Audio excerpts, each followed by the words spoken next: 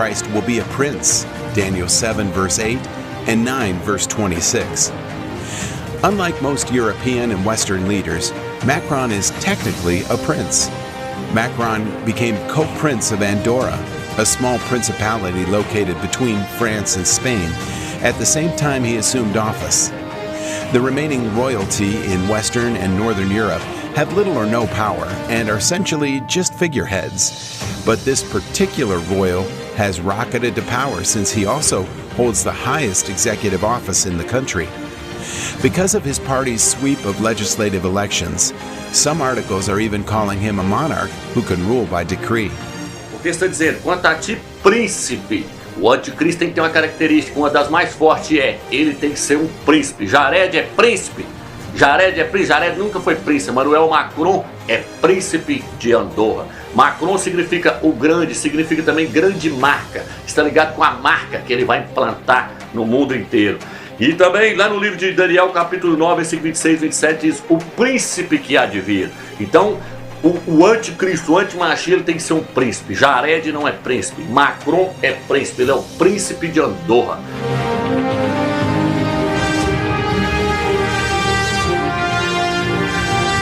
The Antichrist will be of Roman descent, rising out of the revived Roman Empire, the European Union. Daniel 9, verse 26. Macron is a citizen of Europe with Roman ancestry through both sides of his family, and his country, France, is part of the revived Roman Empire, EU. Macron is working on uniting Europe, which will be a return of this power, and is currently leader of one of the two most powerful countries in the EU. O mais interessante é que esse exército que Emmanuel Macron está querendo criar nos leva a refletir nas profecias de Daniel, onde ele fala sobre o sonho de Nabucodonosor. Nabucodonosor teve um sonho de uma estátua e ele pediu a interpretação desse sonho. Daniel interpretou para ele que cada parte dessa estátua representava um reino que haveria de governar a terra. Daniel disse para ele que a cabeça da estátua era o reino de Nabucodonosor. Os braços da estátua, Daniel disse que seria o próximo reino que viria, os Medo e Pérsia. Chegando no ventre da estátua, Daniel mostrou que seria a Grécia que governaria o mundo. As coxas da estátua representavam o Império Romano que governou o mundo. E a última parte da estátua, que são os seus pés, representa o Império Romano que se dividiu em 10 países. E hoje esses 10 países fazem parte da Europa, onde se localiza Emmanuel Macron.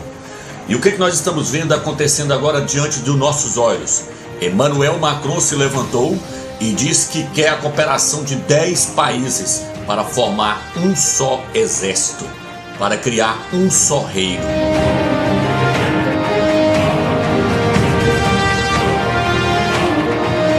I'm not saying he is the Antichrist, but I am not saying he's not.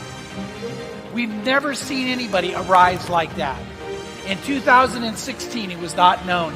Now he is the center of all European politics, and he's quickly becoming the most influential politician in the world. Our Congress gave him a 3-minute standing ovation. Our Congress.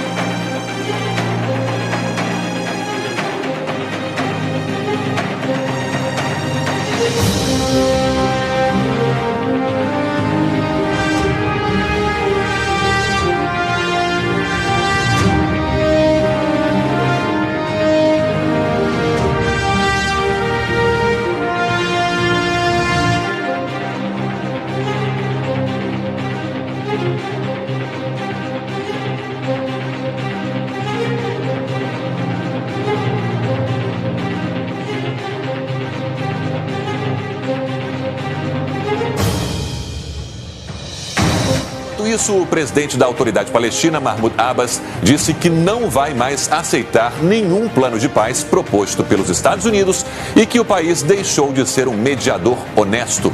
Abbas fez um apelo para que a França e a Europa desempenhem um papel mais importante, mais forte nos esforços de paz.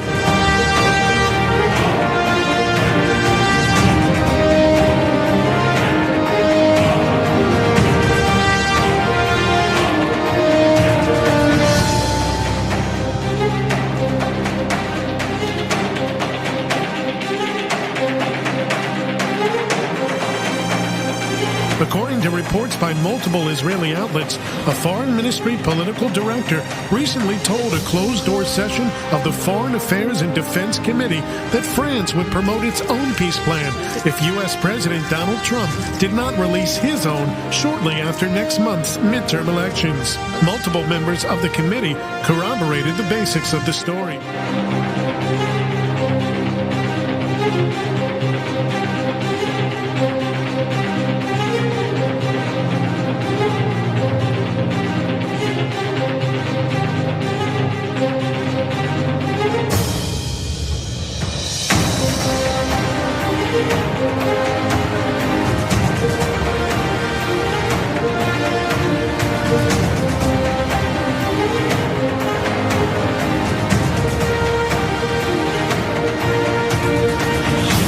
Also, some think the Antichrist will be a Rothschild or one of their puppets, a must for all Antichrists with the love of global financial domination. Macron is very smart economically, having worked for the Rothschilds banking corporation. In 2008, Macron became an investment banker with Rothschild and, surprisingly, was promoted from an entry-level position with the Rothschild banking system to a partner after just 2 years. In just one meeting, Macron convinced the Rothschild banker to make him a partner within 3 hours of talking to him, which the banker said was unprecedented. He made a $10 billion deal there, earning his nickname, the Mozart of finance, and has a net worth of already $32 million, despite saying he's not a millionaire in his presidential run documentary.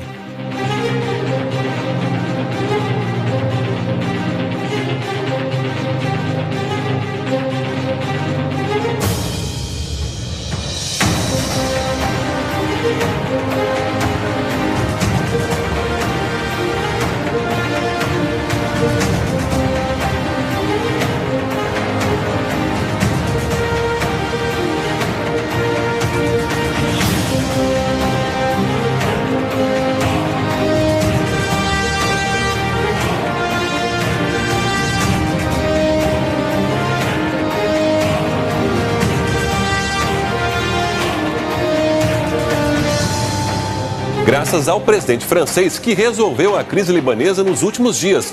Emmanuel Macron foi até a Arábia Saudita e conseguiu convencer o príncipe do país a liberar o premier. O Macron foi simplesmente genial.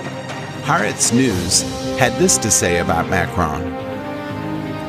When he takes the stage at rallies, you can feel Emmanuel Macron's messianic dimensions, the audience's near sexual ecstasy, his followers' blind faith, his speechwriters' evangelical messages. People yearn to get a picture with him, speak with him, touch him.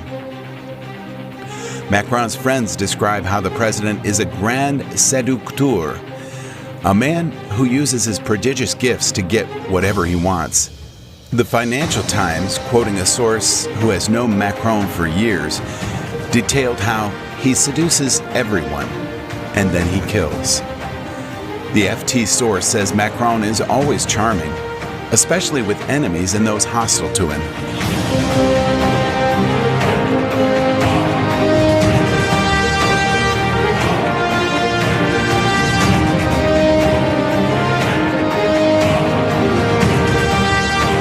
Vantagem de 66% dos votos válidos.